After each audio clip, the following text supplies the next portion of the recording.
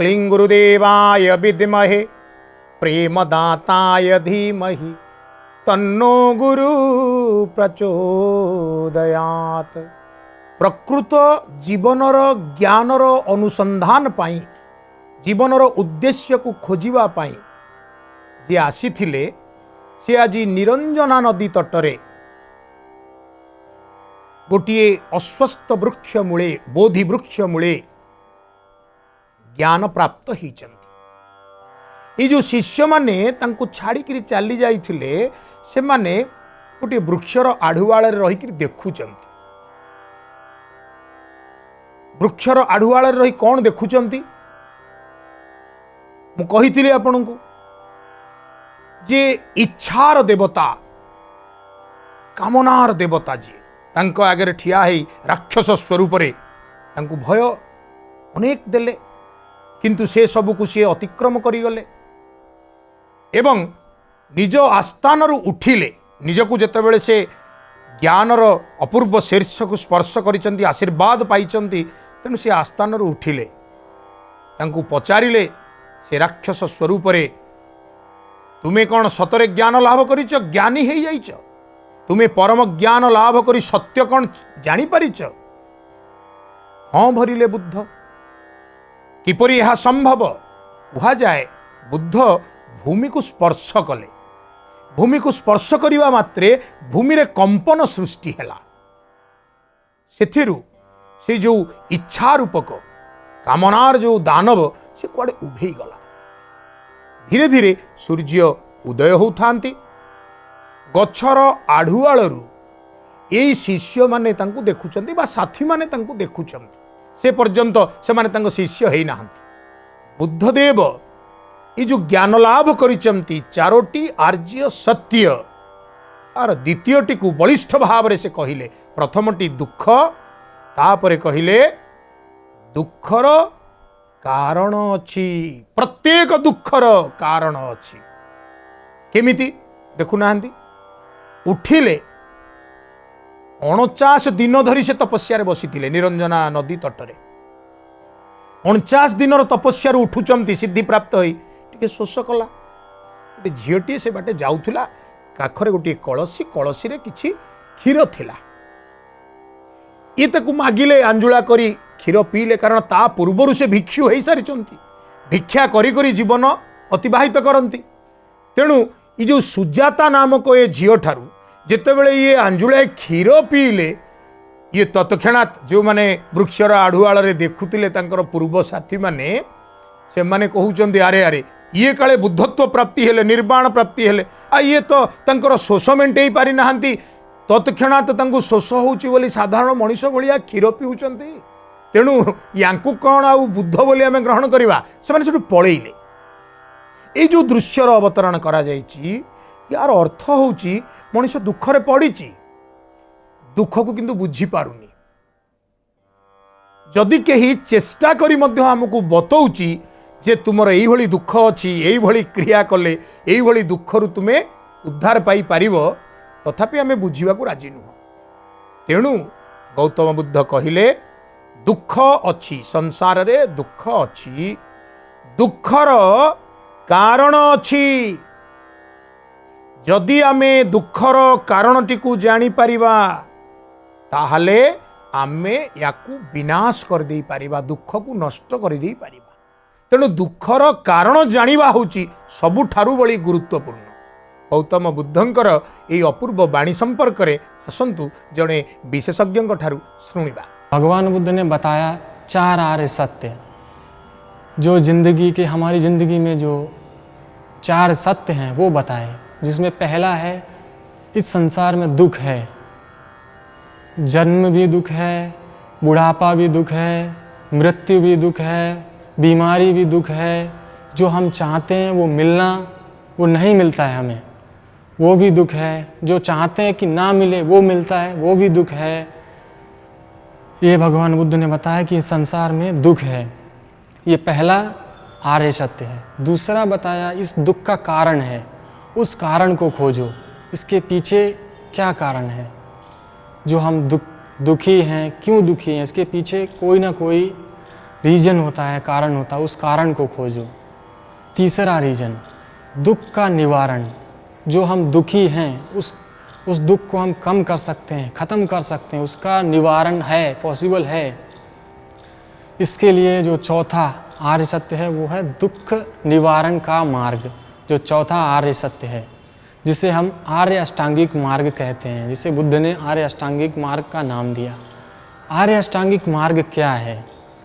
आर्य अष्टांगिक मार्ग सम्यक दृष्टि, सम्यक वाचा, सम्यक कर्म, सम्यक आजीविका, सम्यक व्यायाम, सम्यक कर्मांत, सम्यक दृष्टि, सम्यक संकल्प, सम्यक समाधि, ये आर्य अष्टांगिक मार्ग अगर ये हम फॉलो करते हैं, मानते हैं, इस पे चलते हैं तो निश्चित रूप से हम एक खुशहाल सुखी ज़िंदगी जी सकते हैं।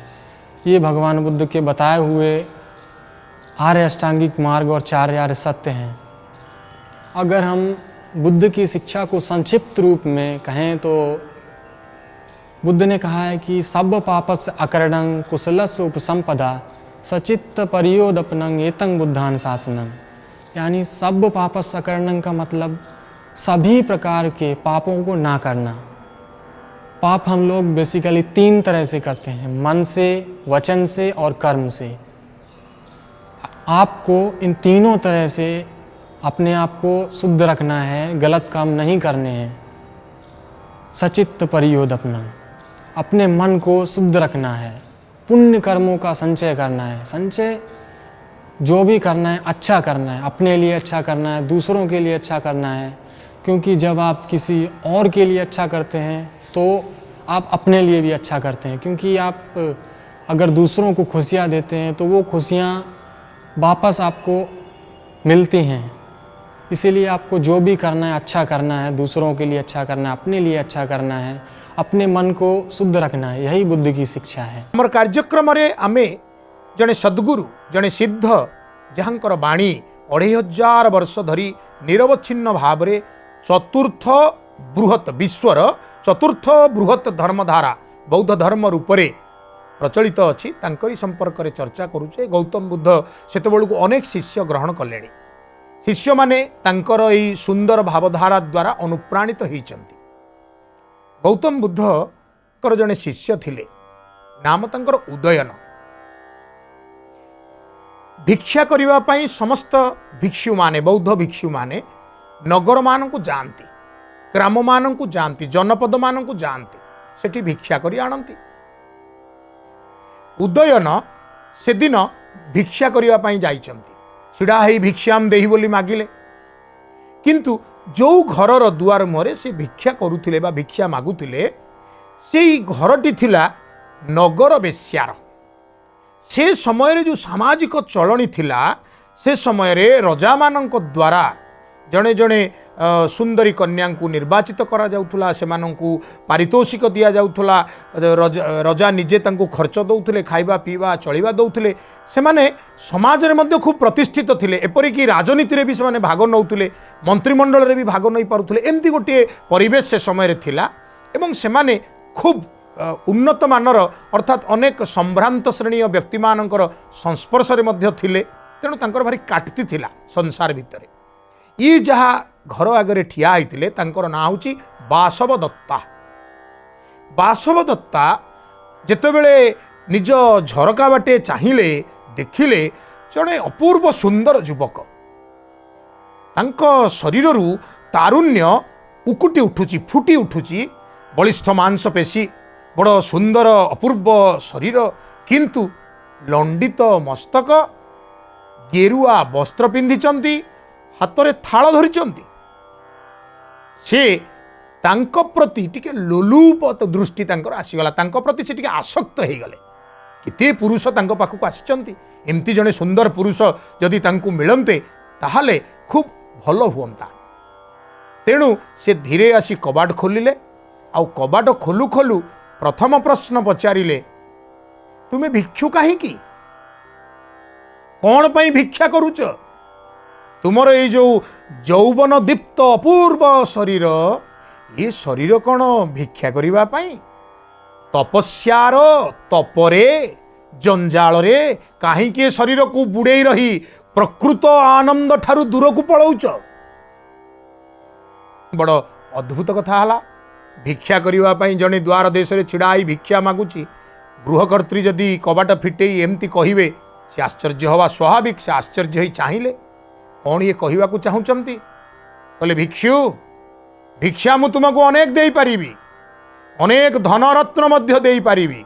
आस तुम्हें आज मोर ए घरे अतिथि हुओ, तुम पाई मु नाचिबी, तुम पाई गाइबी, तुम पाई मोर नुपुरर निक्वण, तुम पाई मोर वाद्य मूर्छना, तुम्हें आज मोर अतिथि, मु तुमको सकल प्रकार विलास रे आनंदित करी। आस आस पाछोटी नवापाई हाथ ठारी डाकिले भिक्षाम देही। मु केवल अन्न बा तंडुल मुठिए छड़ा अन्य किछि आशा करे ना। पुणी भिक्षु भाव से कहिले भिक्षा दियो। विरक्त हो गले घरर मालिकाणी गृहकर्त्री कहले जा जा एते बुझेला परे मध्य बुझु ना भिख मागिबा को एते भलो लागुची। ठीक अच्छी तुमरी शैली रे मु तुमको निमंत्रण दउची। निय ए बासवदत्ता जार रूप संहार पाई रजा मध्य पागल, ए बासवदत्ता तुम भिक्षा पात्र रे आज निजको भिक्षा रूप रे अर्पण करदेला, नहीं जाओ। क्षणिक पाई स्तंभित हो गले भिक्षु दयन। गौतम बुद्धंकर शिक्षार अपूर्व प्रभाव तांको उपरे पड़िछि। जीवनर असल रहस्य को से बुझंती, तेणु से कहिले हौ मु ए भिक्षा को ग्रहण कली। आपण माने आश्चर्य होतिबे ना, भिक्षु ए भिक्षा को ग्रहण कले ताहले बुद्धंकर शिष्य हवार आउ महानता कोठी रहिला एकथा जानिबा। किंतु आसंतु एबे जणे विशेषज्ञ ठारू किछि कथा सुनि नबा। गौतम बुद्ध ख्रीष्टपूर्व 563 मसीह जन्म ग्रहण करथिले। से समय रे हिंदू धर्म अति दुर्गति दे गति करुथिला। जाति भेद बहु परिमाण रे परिलक्षित हेउथिला। पशु बलि एक दैनंदिन व्यवस्था रूपे प्रचलित थिला। यज्ञ वेदी रे हजार हजार निरीह पशु मानंकु आनी जमींदार संप्रदायर राजा संप्रदायर लोक माने बलि दे यज्ञ करुथिले। दया बेली कौनसी जिनिस कौनसी लोक मनरे देखा देउ नथिला। गरीब लोक मानंकु बहुत अत्याचारित होबाकू पड़ुथिला। गौतम बुद्ध बुली बुली निज पादरे से 35 वर्ष बयस रे तांकर ज्ञान उपलब्धि हैला एवं से 35 वर्ष ठारू 80 वर्ष तांको बयस हेबा पर्यंत से बुली बुली पादरे किभली ये पशु बलि मानव मानंक प्रति अविचार जाति भेद दूर हेब से कथा प्रचार करुथिले।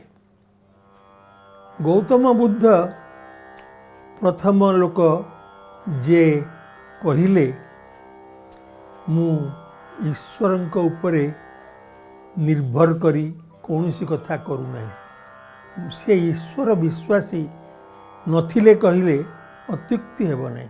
आज कार्यक्रम रे आमे चर्चा करूचे गौतम बुद्धंक संपर्क रे तांकर शिक्षा तांकर जो ज्ञान संपर्क रे। गौतम बुद्ध किभली काहाकू प्रथम करी ज्ञान बांटिले, ए ज्ञान गुड़िक किभली जनक ठारू आउ जनक पाखकू धीरे धीरे प्रचारित हला, एक कथा मु परवर्ती अध्याय रे आपनक पाखरे चर्चा करिबी। एबे विरति नवा पूर्वरु जो कथा मु चर्चा करूथिली, प्रत्येक दुखर कारण अछि, प्रत्येक दुखर कारण अछि। से कारणटी को जानिबा दरकार। एवं जे सिद्ध गौतम बुद्धंक द्वारा तांकर ज्ञान को अनुभव करिछि, कारण ज्ञान होछि आज्ञा एमिति गोटे जिनिस जहाकू जिते बांटिबो सेते बढ़े। ये छिड़े ना, ये सरे ना। धन आपणक पाखरे कोटिए टंका अछि, जदि कोटिए लोकंक भितरे टंके टंके बांटी देबे भी सरी जीवो। किंतु ज्ञान सबुबेले बांटिबा दरकार।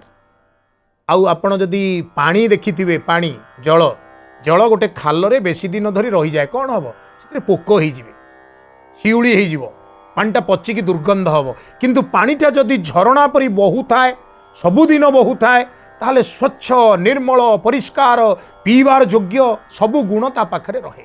तेणु ज्ञान होउची ए स्वच्छ झरणा परी। से गोटे स्थान रु आउ गोटे स्थान को गुरुंक पाखरु उत्कृष्ट शिष्य पाखकु, भल कर बुझंतु, गुरुंक पाखरु उत्कृष्ट शिष्य पाखकु, उत्कृष्ट शिष्य ठारू आउ गोटे उत्कृष्ट शिष्य पाखकु बही बही चले। आ गुरु हुए तो संसार रु दिने निज शरीर को त्याग करी हलीला संवरण करती, किंतु ज्ञानर मूर्ति होई से सदा सर्वदा शिष्यर हृदय रे चिर जाग्रत ही रही थांती। केड़े बढ़िया कथा। बासव दत्ता जेतेबेले भिक्षु को निज यौवन द्वारा आकर्षित करि परिला नाही, तांकरी अस्त्र रे तांकु हैराण रे पकेबो बोली कही, भिक्षु भिक्षा मागुच, निय निय मु निजकु तुम भिक्षा जुली रे दान दे देली। ये तो संत, ये तो सन्यासी। मुरुकी हसी कहिले मु भिक्षा ग्रहण कली। एथर मने मने खुशी हो गले बासव दत्ता जे जा हो तीरटा ठीक काम कला, ठीक जगार बसी। भिक्षा ग्रहण करिथिबा व्यक्ति जेतेबेले मते भिक्षारे ग्रहण करिछि, मते सांगरे नै कि जीवो, नहले मो घर को आसीबो। किंतु उदयन कहिले सुन बासव दत्ता, मु तुमर भिक्षा ग्रहण कली, किंतु एही भिक्षा मु उचित समय हेले आसी नहीं जीवी, कारण एते परिमाणर एते बड़ भिक्षा को मु एबे साथी रे नवा पाई मो पाखरे संबलर अभाव अछि। मु तुम भिक्षा को ग्रहण कली। एतिकी कथा कही दे से चली गले। बासव दत्ता झुरीबाकू लागिला। आपण माने जानंती काहार ए शरीर रही नाही। रूप यौवन सदा सर्वदा क्षणिक। संसारर समय जालरे छंदी हेई जो शरीर रे जो चिकन त्वक बा चर्म थाए, ताहा धीरे धीरे धीरे धीरे कुंचित हो जाए। धीरे धीरे शरीर रूप वैभव खसिबाकू लागे। जितेबेले एभली स्थिति पहुंची, ये तो बहु पुरुषर संसर्ग करिचंती, तेणु शरीर रे अजणा रोग सबु सृष्टि हेछि। दुईटी कथा एकाथरे आसिला। धीरे धीरे धीरे धीरे यौवन घटुची, वार्धक्य आसुची, एणे शरीर को रोग आक्रमण करुची। काली सकाळे जो लोक माने अंटीरे धन धरी यांकर गुणगान करी आंक पाद तले धन अजाड़ी आंक नृत्य देखुथिले, आंक संगीत शुणुथिले, आजी आउ तांक दुआर मुह माडू नाहंती। धन सरी आसिलाणी, खाइबा मुठाए मध्य सहजरे मिलू नाही। कि अद्भुत दुराव्याधि आसी मिलिला जे वैदठू जेते औषध खाइले भी शरीर व्याधि आउ भल हेउ नाही। आउ शरीरर धीरे धीरे एक क्षय ए समय रे खाली आखिरे लुह छड़ा आउ किछि नाही। दिने दुआर मुहरे बसिचंती बासव दत्ता। आखि एमती रास्ता को चाहिची जेमिति पूर्वरु चाहू रहूला। को धनाढ़ युवक केतेबेले आसिबे रसिक शिरोमणि साजी ता मन मोहिबे, से भी तांको मन को मोहिबो। आजिकाली आउ घोड़ा टापुर शब्द शुणा जाउनी, तांकर से राजा रास्ता रे केही आसुनाहांती आउ तांको आड़े। किंतु कठौर शब्द से शुणिले, ठक ठक कठौर शब्द। हातरे बा बाम हातरे गोटे जष्टी, दक्षिण हस्तरे माटीर भिक्षा पात्र, लंडित मस्तक गैरिक वस्त्र परिधान करिथिबा साधु जणे आसी आखि आगरे ठिया हेले। आउ कहिले बासव दत्ता मो भिक्षा मते दियो। बासव दत्ता आखि खोली चाहिले। आहा, सेई अपूर्व दिव्य तेजर सुपुरुष एते दिन परे पुणे आसीचंती। बासव दत्ता मुह लुचेई देले, कारण तांकर से शरीर आउ से शरीर ही नाही, तांकर से धन चाकचक्य आउ नाही। कौन देबे से तांकु?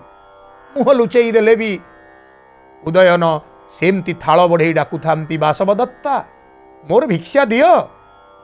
निजको अकर्मण्य जानी सेठू पळेई जिबाकू बसिला बेले मथारे हाथ थोई देले उदयन। शरीर रे गोटी ଅଦ୍ଭୁତ ବିଦ୍ୟୁତର ଚମକ ଖେଳିଗଲା ବାସବଦତ୍ତାଙ୍କର। ପାଦ ତଳେ ପଡ଼ିଗଲେ, ମୋତେ କ୍ଷମା ଦିଅ, ମୋର ଗର୍ବ ପାଇଁ, ମୋର ଅହଙ୍କାର ପାଇଁ ଆଜି ମୁଁ ବୁଝିଛି ମୁଁ ଏଇ ଯେଉଁ ଦୁଃଖକୁ ଅନୁଭବ କରୁଛି ଏ ଦୁଃଖର କାରଣ ଅଛି। ସେ କାରଣ ହେଉଛି ମୋର ଯୌବନ ଦୀପ୍ତ ଶରୀର ଉପରେ ମୋର ଔଦ୍ଧତ୍ୟ, ମୋର ଧନର ଗର୍ବ, ମୋର ଅହମିକା। ଆଉ ପରବର୍ତ୍ତୀ ପର୍ଯ୍ୟାୟରେ ସେଇ ବାସବଦତ୍ତା ଜଣେ ଉତ୍ତମ ସନ୍ନ୍ୟାସିନୀ ହୋଇଥିଲେ। ତାଙ୍କର ସାଧନାର ଭିତରେ ସେ ଚାରିଟି ସତ୍ୟରେ ଉପନୀତ ହୋଇଥିଲେ। ସେ ଚାରିଟି ସତ୍ୟ ହେଲା ସଂସାର ଦୁଃଖମୟ, ଦୁଃଖର କାରଣ କାମନା, କାମନାର ବିନାଶରେ ଦୁଃଖର ବିନାଶ, କାମନାର ବିନାଶରେ ଦୁଃଖର ବିନାଶ ଏବଂ କାମନାକୁ ବିନାଶ କରିବାକୁ ହେଲେ ଉଚିତ ବା ମହତ ଅଷ୍ଟାଙ୍ଗ ମାର୍ଗ ଅନୁସରଣ କରିବାକୁ ପଡ଼ିବ। ସେହି ଅଷ୍ଟାଙ୍ଗ ମାର୍ଗ ଗୁଡ଼ିକ ହେଲା ସତ୍ ଦୃଷ୍ଟି ବା ସମ୍ୟକ ଦୃଷ୍ଟି, ସମ୍ୟକ ସଂକଳ୍ପ ବା ଉଦ୍ଦେଶ୍ୟ, ସମ୍ୟକ ବଚନ, ସମ୍ୟକ ଆଚରଣ, ସମ୍ୟକ ଜୀବିକା, ସମ୍ୟକ ଉଦ୍ୟମ ବା ପ୍ରସ୍ତୁତି, ସମ୍ୟକ ଏକାଗ୍ରତା ଏବଂ ସମ୍ୟକ ସମାଧି ବା ଧ୍ୟାନ ଯୋଗ। ଏହି 8ଟି ଅଷ୍ଟାଙ୍ଗ ମାର୍ଗ ବା ମହତ ଅଷ୍ଟାଙ୍ଗ ମାର୍ଗ ବୋଲି କୁହାଯାଉଛି। ଏହା ସହିତ ଗୌତମ ବୁଦ୍ଧଙ୍କର କେତେକ ନୀତି ଥିଲା। ସେ ବ୍ରାହ୍ମଣବାଦକୁ ବିରୋଧ କରୁଥିଲେ। ତା ସହିତ ଜନ୍ମାନ୍ତର ବା ଜନ୍ମ ଚକ୍ର ଯେଉଁଟା କୁହାଯାଉଛି, ଜନ୍ମଚକ୍ର, ପୁନର୍ଜନ୍ମରେ ବିଶ୍ୱାସ ସେ କରୁନଥିଲେ। ସେହିଭଳି ପଶୁବଳି, ବୈଦିକ କର୍ମକାଣ୍ଡ, ଭବିଷ୍ୟବାଣୀ କଥନ ଆଦିକୁ ସେ ବିରୋଧ କରୁଥିଲେ। ଏବଂ ସେ ମଧ୍ୟ ବେଦର ଅସ୍ତିତ୍ୱ ସମ୍ପର୍କରେ ପ୍ରଶ୍ନବାଚୀ ଉଠାଇଥିଲେ। ବେଦ ସଂକ୍ରାନ୍ତରେ ତାଙ୍କର ନିଶ୍ଚିତ ରୂପେ ସକାରାତ୍ମକ ଧାରଣା ନଥିଲା। ଗୌତମ ବୁଦ୍ଧଙ୍କ ସମ୍ପର୍କରେ ଯେଉଁ ରଚନାବଳୀ ରହିଛି, ଯେଉଁ ଶାସ୍ତ୍ର ରହିଛି, ବହୁ ଧାରଣା ରହିଛି, ସେଗୁଡ଼ିକ ଭିତରେ ବୁଦ୍ଧ ବଚନ ମୁଖ୍ୟତଃ କୁହାଯାଉଛି। ବୁଦ୍ଧ ବଚନକୁ ବହୁ ଭାଗରେ ବିଭକ୍ତ କରାଯାଇଛି। ତେବେ ପାଲି ଭାଷାରେ ପ୍ରଚଳିତ ତ୍ରିପିଟକ, ଯାହାକୁ ସଂସ୍କୃତ ଭାଷାରେ ତ୍ରିପିଟକ ବୋଲି କୁହାଯାଏ, ତା'ର ଅର୍ଥ ହେଉଛି ଗୋଟେ 3 ଟିକିଆ ପାଛିଆ। ଅର୍ଥାତ୍ ବୌଦ୍ଧ ଧର୍ମଗ୍ରନ୍ଥମାନଙ୍କୁ ବା ତାଙ୍କର ଧର୍ମାବଳୀ ବିଷୟମାନଙ୍କୁ ସବୁ 3ଟି ଆଇନରେ ବିଭକ୍ତ କରାଯାଇଛି, ଯାହାକୁ ସାଧାରଣ ଆଇନ ବା ପାଲି ଆଇନ ବୋଲି କୁହାଯାଏ। ସମୟ ତ ସରି ଆସୁଛନ୍ତି, 2 ଧାଡ଼ି ଗୁରୁବନ୍ଦନା କରିବା। ଜନ୍ମେ ଜନ୍ମେ ମୋର ମନ୍ତ୍ର କ୍ଷଣେ ନ ଛାଡ଼ିବି, ଚରଣୁ ଚିତ୍ତ ମୋ ଗୁରୁଦେବ ହେ, ମୋତେ ଏହି ଆଜ୍ଞା ହେଉ ସତ୍ୟ ଗୁରୁଦେବ ହେ। ଜନ୍ମେ ଜନ୍ମେ ଆପଣଙ୍କ ଚରଣାର ବିନ୍ଦରେ ମୋର ଏ ଚିତ୍ତ ଏମିତି ନିୟୋଜିତ ହେଇଥାଉ। ହେ ଗୁରୁଦେବ, ଆପଣଙ୍କର ଜୟ ହେଉ। ମୋତେ କୃପା କରନ୍ତୁ ଆଜି ପାଇଁ। ପୁଣି ଭେଟ ହେବି ଆଉ ଗୋଟିଏ ଅଧ୍ୟାୟରେ। ଓମ୍ ଗୁରବେ ନମଃ।